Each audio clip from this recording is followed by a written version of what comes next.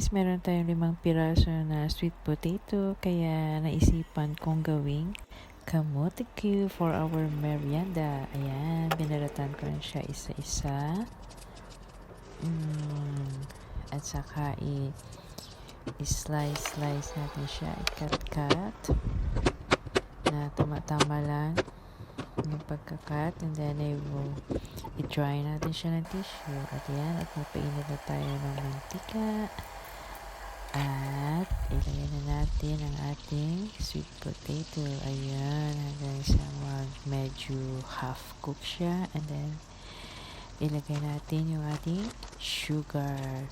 Yung sugar na nilalagay ko is yung 0 calories. Ayan, parang ano siya, wash sugar.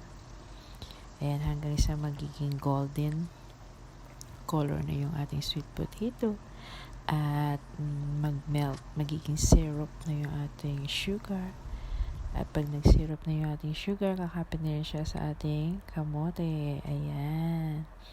Hanggang sa lalapot na ang ating sugar. Ayan. Ang tagalay maluto. Ayan, nalaraway na ako. And finally, luto na siya. Ayan. Guys, ito na siya.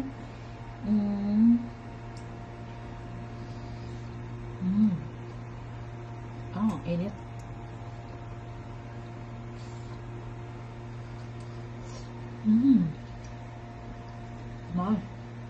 Init.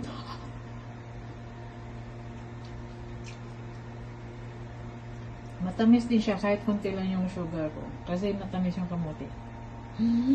Kaya guys, kain tayo.